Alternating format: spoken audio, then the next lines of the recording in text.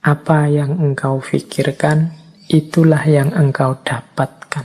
Yang kedua, pikiranmu menentukan bagaimana hidupmu. Yang ketiga, pikiran yang positif akan mendatangkan kehidupan yang positif.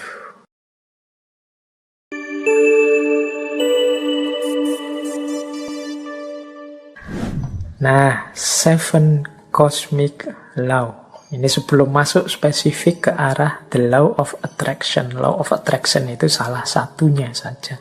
Sebenarnya ada, kalau menurut William Walker Atkinson, ada 7 hukum semesta. Istilahnya kan kosmik. Jadi alam semesta ini ada 3 rumusan hukumnya. Yang pertama apa? Yang pertama ada the law of vibration. The law of vibration itu segala sesuatu itu bergetar. Tidak ada yang diam. Getaran-getaran dalam frekuensi yang sama akan saling menarik. Kegembiraan akan menarik kegembiraan yang lain. Nah, fokuslah secara konsisten terhadap pikiran tertentu, maka akan menarik getaran yang sama. Jadi the law of vibration itu, kita ini bergetar terus. Ini menjelaskan bergetar ini mungkin tidak mudah. Kita ini kan sebenarnya tidak diam. Coba teman-teman perhatikan pikiranmu, perasaanmu, intelijensimu, ini kan kerja terus. Ya dari luar kelihatan diam, tapi di dalammu itu kan rame terus. Nah, itu mungkin mudahnya ya, jenis getaran. Engkau sedang berada di frekuensi mana? Mungkin engkau sedang marah-marah, mungkin engkau sedang senang, mungkin engkau sedang gelisah, mungkin hari ini engkau sedang bingung karena vaksin, mungkin hari ini engkau sedang gelisah karena sekelilingmu sedang pembatasan ketat karena pandemi. Mungkin ini kan sebenarnya dirimu itu sedang bergetar. Nah, the law of vibration itu, vibrasi yang sama akan saling menarik atau akan menggetarkan energi atau menggetarkan vibrasi yang dekat dengan dirinya. Jadi kalau kita gembira, sekeliling kita akan hawanya gembira. Dan orang-orang yang di dekat kita akan terpengaruh oleh kegembiraan itu. Itu the law of vibration, mudahnya begitu. Jadi getaran kita itu mempengaruhi sekelilingnya. Apa yang ada dalam diri kita, kalau kita gelisah atau murung, ini menggetarkan sekelilingmu dengan kegelisahan dan kemurungan. Ini namanya the law of vibration. Makanya kadang-kadang teman-teman kan bisa merasakan kalau misalnya punya teman akrab gitu. Temanmu sedang sedih, terus dekat denganmu. Dia pura-pura banyak ketawa, pura-pura ceria. Tapi getarannya bisa engkau tangkap. Itu the law of vibration. Jadi getaran yang ada dalam diri kita itu akan menarik frekuensi yang sama dari yang ada di sekeliling kita. Kalau teman-teman dekat dengan teman yang sedang sedih, sedang gelisah, sedang susah, sekali-sekali dia tampak nangis, itu kan kita ikut terus hanyut dalam situasi kesedihannya, ikut dalam kemurungannya. Nah, ini ilustrasi mudah. Kalau teman-teman dekat dengan teman yang sedang senengnya luar biasa, cerianya luar biasa karena tujuannya tercapai gembira, itu kita dekat dia juga ikut gembira. Jadi getaran yang ada dalam diri orang lain bisa mempengaruhi getaran yang ada dalam diri kita. Demikian pula sebaliknya. Jadi kegembiraan akan mendatangkan kegembiraan. Kesedihan juga akan mendatangkan kesedihan. Ini the law of vibration namanya. Menyikapi the law of vibration itu seperti apa? Ya menurut William Walker Atkinson adalah fokuslah pada yang baik-baik, yang indah-indah, yang nyaman-nyaman di pikiranmu. Apa yang engkau inginkan, fokuskan ke situ pikiranmu terus. Jadi getaran kesuksesan, getaran cita-cita keberhasilan, getaran cita-cita kebahagiaan itu biar menyebar kemana-mana dan menarik itu ke dalam dirimu. Yaitu, ayo mikir yang positif-positif saja. Ayo menginginkan yang baik-baik saja. Ayo mengharapkan yang nyaman-nyaman saja, yang damai-damai saja. Loh, itu nanti itulah yang akan hadir karena tertarik oleh getaran keinginan kita, getaran yang ada dalam diri kita. Itu namanya the law of vibration. Itu hukum yang pertama. Jadi, carilah frekuensi yang bagus, getaran yang bagus dalam dirimu. Dan hidupkan itu biar mempengaruhi sekelilingmu. Yang pertama itu cosmic law, yang kedua the law of relativity. Dalam hidup ini berlaku hukum relativitas. Relativitas mungkin tidak persis sama seperti relativitasnya Einstein. Tapi relativitas di sini adalah mudahnya begini. Tidak ada sesuatu yang bisa kita pahami sampai kita hubungkan dengan sesuatu yang lain. Apakah itu tentang sifat, nilai, kualitas, atau artinya sesuatu dan lain sebagainya, itu kita akan susah memahami kalau kita tidak menghubungkannya dengan yang lain. Itu namanya the law of relativity. Yo, ilustrasi mudahnya, misalnya sampean mau menilai saya, Pak Faiz itu wajahnya seperti itu masuk kategori ganteng apa jelek?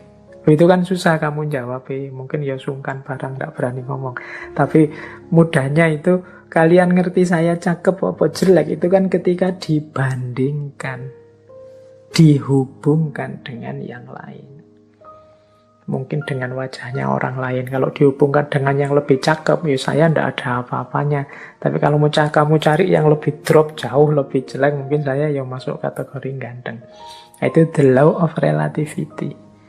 Indonesia ini negara yang nyaman, maju, atau negara yang terbelakang, mundur? Itu jawabmu mesti susah, karena parameter bisa macam-macam orang bikin. Mudahnya apa? Relatif. Relatekan dengan sesuatu yang lain. Jadi jawabannya mestinya, yo kalau dihubungkan dengan negara ini kita masih terbelakang. Tapi kalau kita sambungkan dengan negara ini ya masih lumayan. Kita masih tergolong lebih maju. Itu namanya the law of relativity. Jadi ini hukum alam yang kedua. Nah, maksudnya apa William Walker ini menunjukkan the law of relativity? Ya, hendaknya kita ini selalu menghubungkan situasi yang kita alami dengan yang lebih buruk atau lebih kurang atau di bawah kita. Tujuannya apa? Biar kita bersyukur.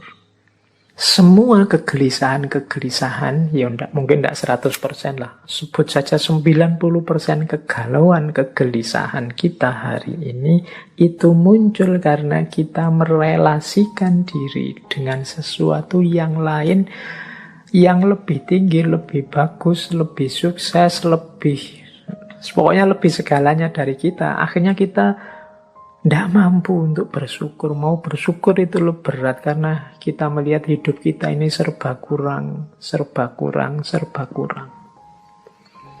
Kita salah mencari relasi, menghubungkan diri kita dengan apa. Karena tiap hari mungkin engkau melihatnya artis siapa, atau melihatnya tokoh siapa, atau kiblatmu orang besar siapa, itu terus orang kaya siapa, itu terus orang sukses siapa, itu terus, sehingga ketika menengok dirimu yang lahir hanya pesimisme, underestimate, merasa betapa tidak berharganya dirimu dan lain sebagainya, akhirnya tidak bisa bersyukur. Nah, untuk bisa bersyukur, ingatlah the law of relativity tadi. Kalau engkau mau melihat yang lebih bawah darimu, masih banyak.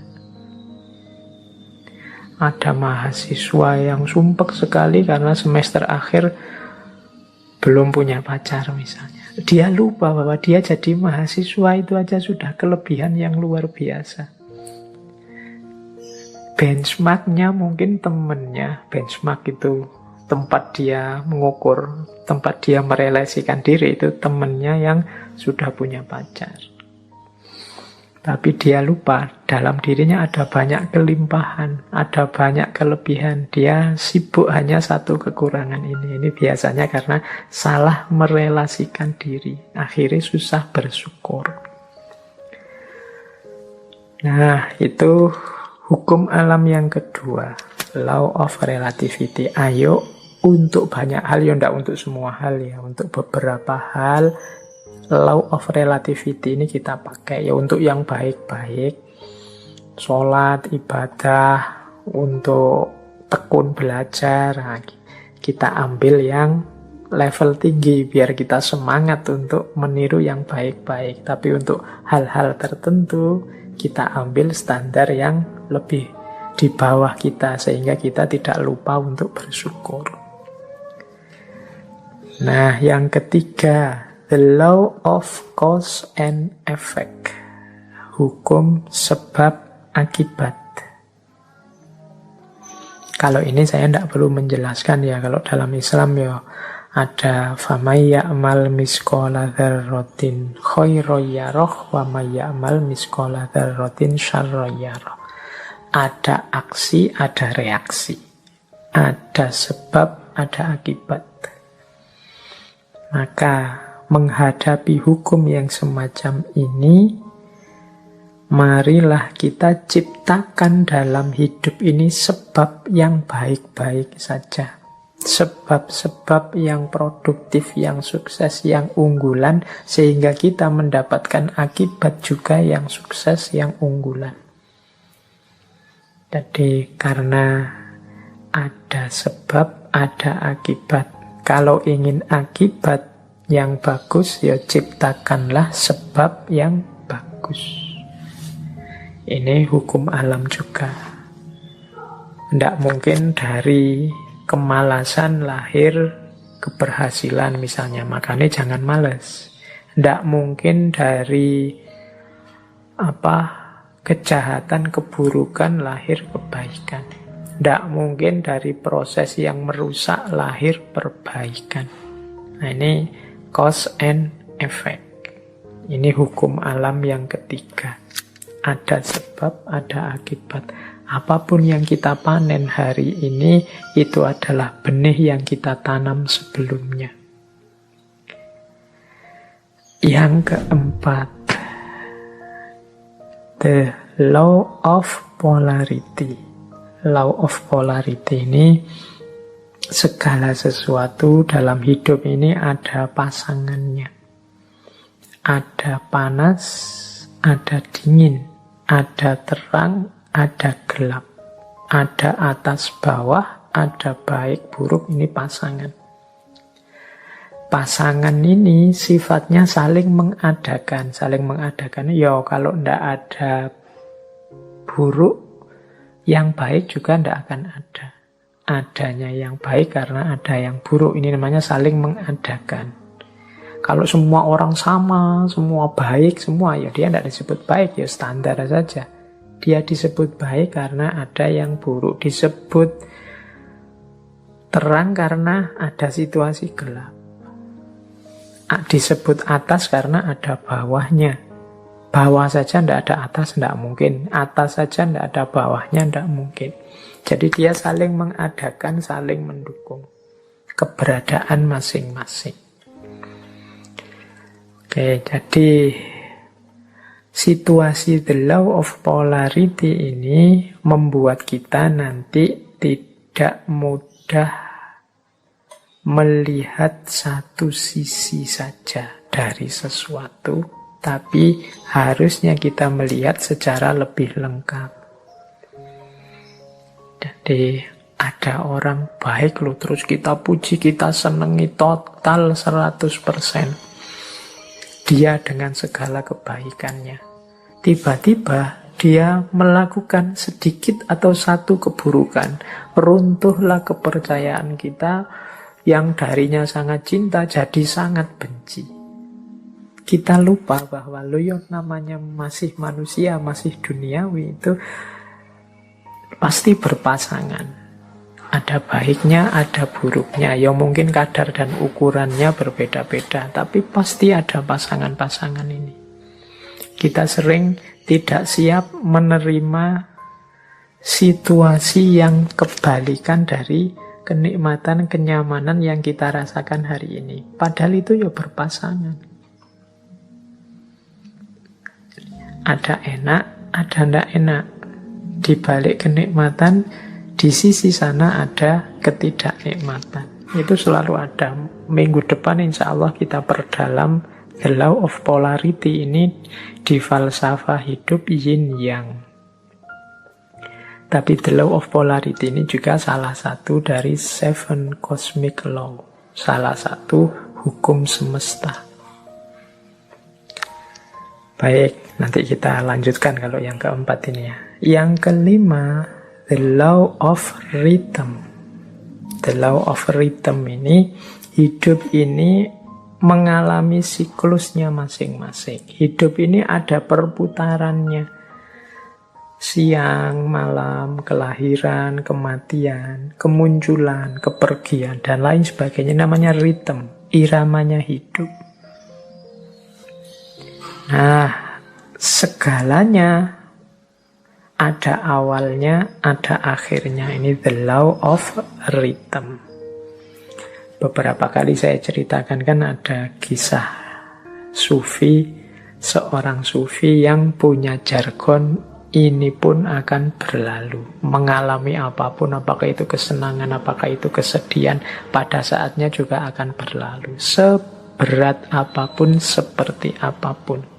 Termasuk pandemi ini, dia ada awal kehadirannya, pasti nanti ada akhir kepergiannya. Itu the law of rhythm. Jadi kalau kita mengalami situasi apapun, sadarlah bahwa situasi ini akan berakhir. Yang sedang sedih, ingatlah kesedihanmu pada saatnya akan berganti kegembiraan. Yang sedang gembira, wong namanya kita hidup, pada saatnya juga akan ada masalah dan kegembiraan akan bertemu dengan kesedihan. Itu namanya the law of rhythm. Hidup ini ada siklusnya. Yang sedang di bawah jangan putus asa, yang sedang di atas jangan jumawa. Karena kita ini berputar. Ini namanya the law of rhythm. Untuk the law of rhythm ini, insya Allah nanti minggu terakhir kita bahas dari perspektif filsafat Jawa. Cokro Manggilingan. Baik, kita lanjutkan. Yang keenam, the law of gestation. The law of gestation itu bunyinya begini. Segala sesuatu perlu waktu untuk terjadi. Tidak ada yang ujuk-ujuk sempurna. Tidak ada yang ujuk-ujuk utuh. Segala sesuatu dalam hidup ini butuh proses. Perlu waktu. Jadi makanya kita kalau ingin sukses juga perlu kesabaran. Menunggu momen, menunggu waktunya. Karena segala sesuatu ada waktunya. Ada waktu menanam, ada waktu memelihara, ada waktu memetik buahnya. Segalanya butuh proses. Tidak ada yang ujuk-ujuk setelah ditanam terus buahnya muncul. The law of gestation. Dan yang ketujuh, yang terakhir dari 7 cosmic law adalah the law of transmutation. Segala sesuatu berubah. Jadi segala sesuatu, karena hidup ini di dunia pastinya dinamis. Segalanya berubah. Ini banyak kalau kita belajar filsafatnya dulu, filsafat Yunani yang terkenal Heraklitus itu ya segalanya berubah kecuali perubahan itu sendiri. Yang tidak berubah hanya perubahan. Nah, law of transmutation ini menyadarkan kita untuk menghadapi perubahan, merancang dan menyiapkan perubahan agar perubahan yang terjadi arahnya sesuai keinginan kita, membuat kita lebih baik, membuat kita lebih sukses, membuat kita lebih berhasil. Jangan biarkan perubahan liar tidak terkontrol. Baik, ini 7 cosmic laws. Ini alam semesta. Di level batinnya itu ada 7 mekanisme ini. Ini kalau menurut teorinya Walker Atkinson. Nah, ini pengantar untuk tadi kalau ada yang tanya, Pak, natural law tadi katanya law of attraction ini bagian dari natural law ya, karena kayak tadi unsur natural law yang law of vibration, kemudian law of cause and effect atau law of transmutation ini kan bisa mengimplikasikan law of attraction. Baik, kita masuk sekarang ke law of attraction-nya sendiri. Basic principles, prinsip-prinsip dasarnya law of attraction itu di catatan saya secara umum ada 4. Yang pertama, apa yang engkau pikirkan, itulah yang engkau dapatkan. Yang kedua, pikiranmu menentukan bagaimana hidupmu. Yang ketiga, pikiran yang positif akan mendatangkan kehidupan yang positif. Dan yang keempat, pikiran yang negatif akan mendatangkan kehidupan yang juga negatif. Berarti law of attraction ini pertama-tama menyarankan kita untuk memperhatikan apa yang ada di pikiran kita. Isinya apa saja? Apakah isinya hal-hal yang positif ataukah isinya hal-hal yang negatif? Kalau isinya hal-hal yang positif, insya Allah hidup kita juga akan berwujud positif. Kalau isinya hal-hal yang negatif, ya wajahnya hidup kita adalah hidup yang negatif. Nah, ini masing-masing kita yang bisa ngerti, coba ditengok deh. Atau mungkin manifestasi pikiran kita hari ini mungkin di status-status yang kita buat. Obrolan-obrolan dengan teman-teman kita hari ini. Coba kita muhasabahi, kita refleksi, banyak positifnya atau banyak negatifnya. Makanya agama itu menyuruh kita serba husnudzon, jangan suudzon. Husnudzon itu berarti mengisi pikiran dengan yang positif-positif. Maka hidup kita warnanya juga sesuai isi pikiran kita. Karena husnudzon, ya hidupnya jadi husn baik. Kebalikannya kalau suudzon, hidupnya juga akan termanifestasi jadi su.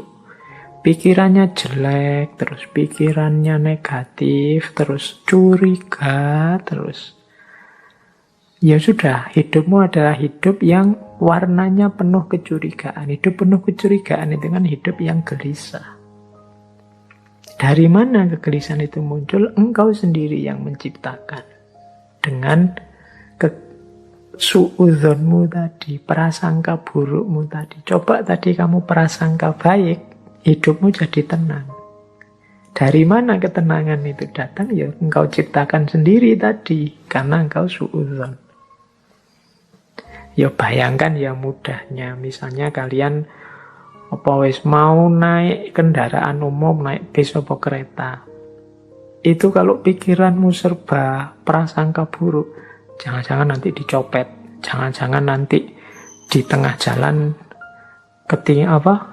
keretanya tabrakan mogok, jangan-jangan pikirannya jelek terus.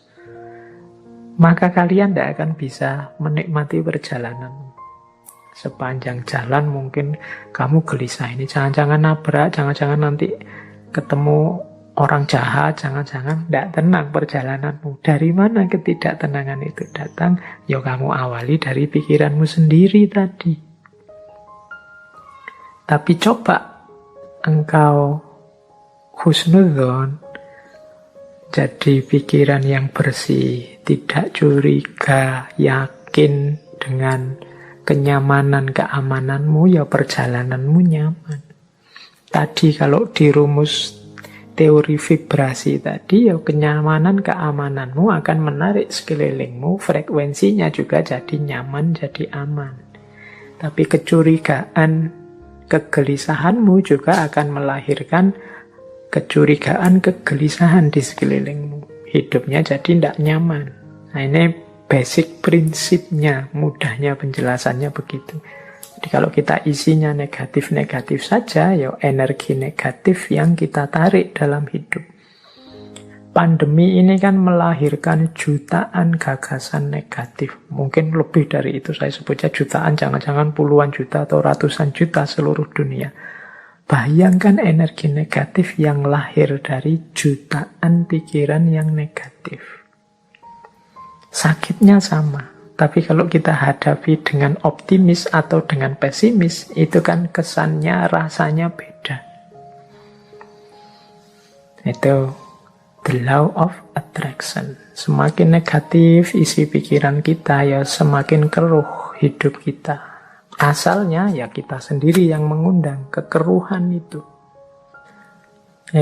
Makanya ada quote dari Napoleon Hill. Napoleon Hill ini juga tokoh spiritualis yang sering juga menulis buku-buku coraknya self-improvement atau self-help. Dia bilang begini, keep your mind fixed on what you want in life, not on what you don't want. Ini beliau ngasih tips, simpanlah di kepalamu, isi saja dengan apa yang engkau inginkan, bukan apa yang tidak engkau inginkan. Contohnya misalnya tadi ya, mau naik kendaraan umum, kereta atau pesawat. Niatnya apa? Saya naik pesawat semoga aman. Ini lebih positif daripada saya niat naik pesawat semoga tidak tabrakan. Nah ini kata-kata tidak tabrakan ini oleh Napoleon Hill disebut negatif. Jadi mending kita pakai kalimat yang positif untuk menghadirkan tadi energi dan vibrasi yang positif. Jadi simpanlah hal-hal yang positif di kepala, bukan hal yang negatif. Begitu kita, misalnya hari ini ada pandemi, ya mari kita berdoa semoga kita sehat. Bukan fokus pada semoga penyakitnya tidak menyerang kita. Itu ada tidaknya. Tidak itu mudahnya didefinisikan sebagai negatif. Nah, negatif-negatif ini ya akan berkumpul energinya di sekeliling kita. Jadi lebih baik menggunakan kalimat yang positif. Insya Allah Indonesia akan berhasil mengatasi pandemi ini. Insya Allah upaya yang dilakukan pemerintah akan sukses. Nah, ini menghindari kalimat-kalimat yang negatif. Jangan-jangan meskipun sudah begini masih belum sukses. Jangan-jangan itu kalimat-kalimat kekhawatiran, kalimat-kalimat negatif. akan berpengaruh. Jadi kuncinya the law of attraction itu hindari pikiran-pikiran negatif, hindari pernyataan-pernyataan yang negatif. Karena itu akan menjadi kunci hadirnya energi-energi yang negatif di sekeliling kita. Itu ada quote juga yang saya bawa dari Henry Ford. Teman-teman mestinya kenal tokoh ini. Ini berhubungan dengan otomotif ini, Henry Ford. Ada quotes yang terkenal sekali dari Henry Ford ini. Whether you think you can or you can't, either way you are right. Apakah engkau menganggap dirimu mampu atau tidak, dua-duanya benar. Kita kan sering menggunakan kalimat-kalimat yang mengekspresikan ketidakmampuan diri. Aku ndak bisa baca loh, aku ndak cakep loh, aku ndak bisa ngomong di depan publik loh, aku ndak bisa menari, aku ndak bisa berenang, aku ndak bisa menyanyi. Ya sudah, karena kita sendiri deklarasi kita ndak bisa, ya akhirnya ya kita memang ndak bisa. Padahal kalau mau kita bisa kok. Saya ndak bisa Pak ngomong di depan orang banyak, jadi yo iso. Cuma karena sudah merasa ndak bisa, ya selesai dengan ketidakbisaanmu. Saya ndak bisa Pak kalau harus menyanyi itu, saya menyanyi itu trauma sekali. Mungkin ya bisa, kalau kamu mau belajar tetap bisa. Semua orang mungkin ya bisa nyanyi. Cuma ya karena ndak mau saja, akhirnya ya memang ndak bisa beneran. Wah, matematika itu saya ndak bisa Pak. Wah, filsafat itu apalagi Pak. Puyeng saya ndak bisa. Ya sudah, engkau menganggap tidak bisa, ya engkau tidak bisa. Kalau kamu percaya engkau bisa, pasti engkau juga bisa. Jadi whether you think you can or you can't, either way you are right. Kamu anggap dirimu bisa, ya benar. Kamu anggap dirimu tidak bisa, ya benar. Karena tadi terlanjur kamu anggap dirimu tidak bisa, ya sudah, berarti kamu memang tidak bisa. Padahal sebenarnya kalau kamu sadar bahwa engkau bisa, ya sebenarnya engkau bisa. Saya matematika tidak bisa, Pak. Sebenarnya ya engkau bisa, tapi engkau menolak untuk bisa saja. Saya bahasa Inggris itu tidak bisa, Pak. Ya jan-jane ya iso, cuma kamu menolak saja untuk bisa. Kalau mau belajar pasti bisa. Oke, jadi ini contoh bagaimana pikiranmu menentukan hidupmu. Karena tadi kamu sudah merasa ndak bisa, ya wes, memang akhirnya engkau ndak bisa beneran dalam kenyataannya. Karena engkau merasa ndak mampu filsafat, ndak mampu matematika, ya sudah, berarti titik di situ memang kalian ndak bisa dan ndak mampu. Padahal kalau kalian mau, ya tetap mampu. Ini Henry Ford. Makanya menurut saya gunakan kalimat-kalimat yang lebih positif. Apalagi teman-teman ini yang guru ya, yang punya murid, punya anak didik, entah di level apapun, apalagi yang masih dalam upaya pembentukan SD, SMP, TK, PAUD. Ini kan hindari kalimat-kalimat yang negatif.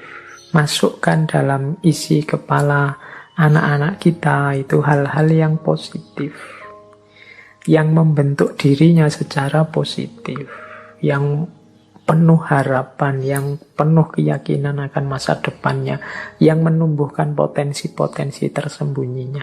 Yakinkan bahwa mereka bisa apapun yang mereka inginkan, kalau mereka mau. Jadi itu prinsip the law of attraction.